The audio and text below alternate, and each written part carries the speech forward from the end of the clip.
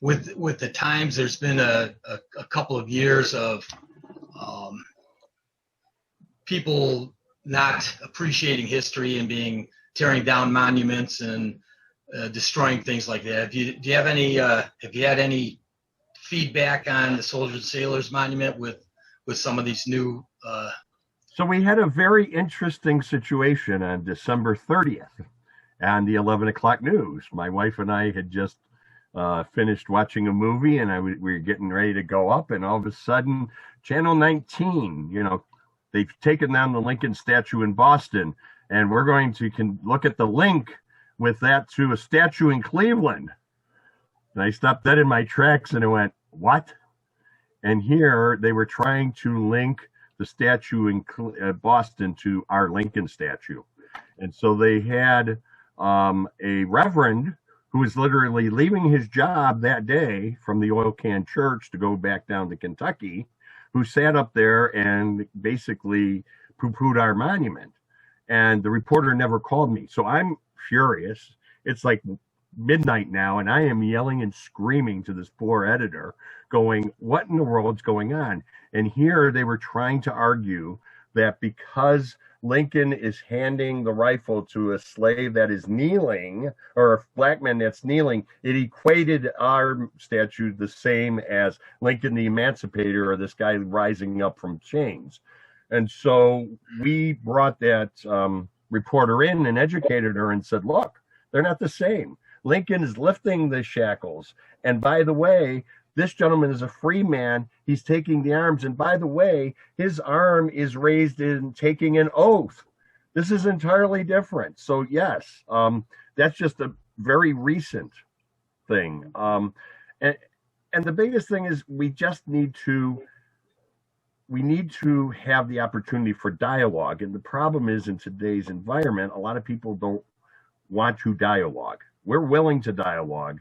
And so it is a challenging time with that. And at the end of the day, symbolism is symbolism. It can mean anything to you or me. Everybody has a thing. So it's an interesting time to make sure that dialogue is able to be held. And I know, Greg, you've had some.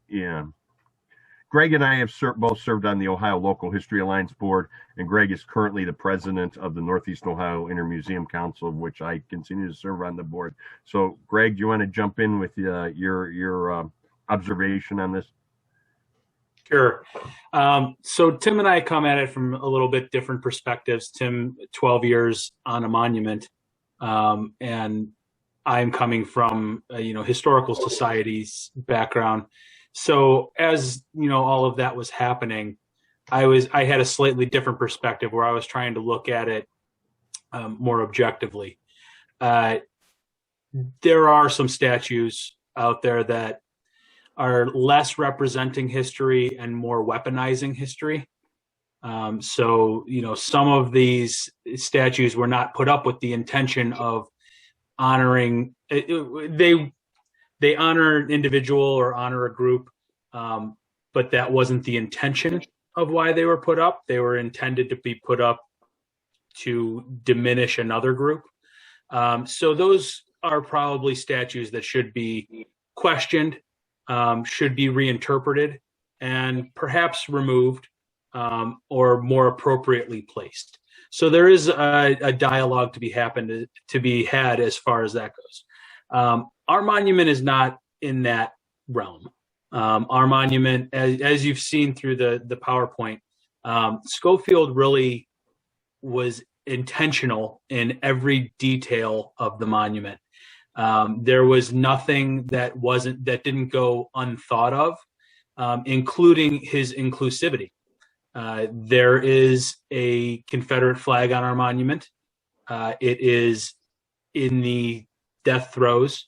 It is respected as the opponent, but it is also ultimately a failure, and it's represented as such.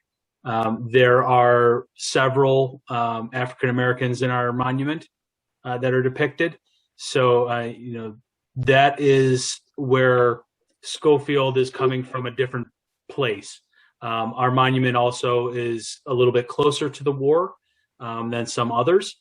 Some of these others that are a little bit farther removed from the war were put up by people who were romanticizing their parents, if you will, or grandparents, and that romanticization of those individuals created some situations that were not as realistic. Our monument is coming directly from veterans of the Civil War who are fighting for the Union cause. So we really feel that once we do open that dialogue, that we have a very good case for our monument and for its, standing tall amongst the Civil War monuments. So the difficulty is opening that dialogue, making sure that those reporters do come in, that they're getting our side of the story. We had during the riots of a year ago, colonizers was written across the monument. That's a little bit more difficult of a dialogue to have.